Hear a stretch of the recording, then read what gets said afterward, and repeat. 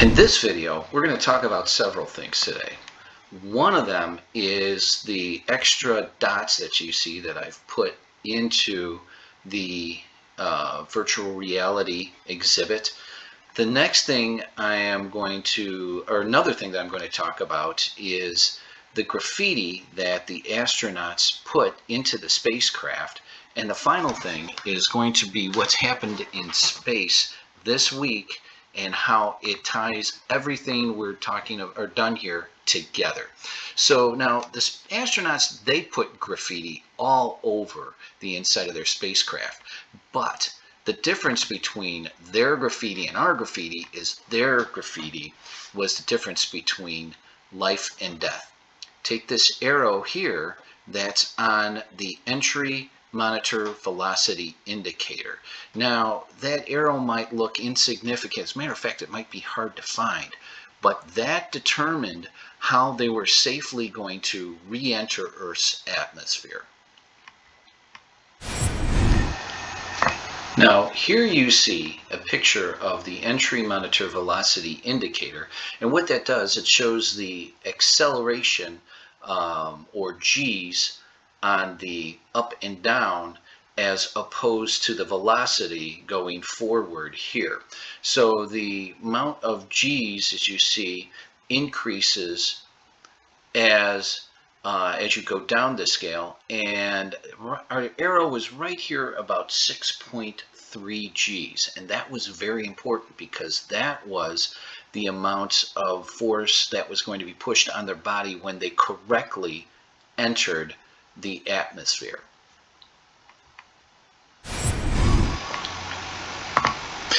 This we have the diagram showing the angle that you need to come into the atmosphere. Now this is taken straight from the familiarization manual that Neil, Buzz, and Michael all looked at to train to go to the moon. As you can see, we have an angle here that's our capture boundary, and then we have an angle that starts getting way too steep, and it shows the G's on this side. As you go down, the G's increase. So what we were looking for here is an angle that you can actually capture and not bounce off the atmosphere, the capture boundary, which is about 5.7. But then here we have the entry angle of about 7.3, and that's way too steep. So down here is about 12. Up here is half a G. So right in here is the sweet spot. You can see right there that they were shooting for 6.4 degrees entry, and that equated to about 6.3 G's, or 6.3 times the force of gravity on your body. Now, what the G's mean is that's the amount of force that's pushing on you. So if you pull 1 G, that's like you on Earth. That's 1 G. 0 G's is you floating in outer space. 2 G's is twice your body weight. So your arms, everything seems heavier. It seems like you're lifting twice the weight of your body. So if you weigh 100 pounds, it's like your body automatically went to 200 pounds. Now think about that. They were going 6 times the amount of gravity, or 6 G's. That means that 600 pounds were pressing on top of them.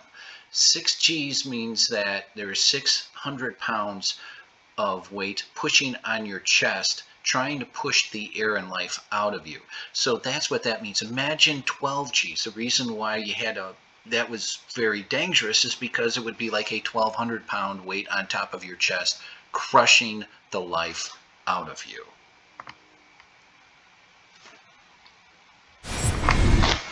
History was made by Blue Origin, as it took passengers 10 minutes into space. They went over 66 miles up. The Air Force says 50 miles is where space starts. There's another one that says that it's 62. So they are claiming that they went into outer space and they set 2 records. They have the oldest person, 82, which is Wally Funk, and the youngest person, which was 18, who was Oliver Damon. They were exposed to 6Gs when they came back into entry. Now, this video is courtesy of Blue Origin and CNET, but just think about that. This is the oldest person, which is Wally Funk over here.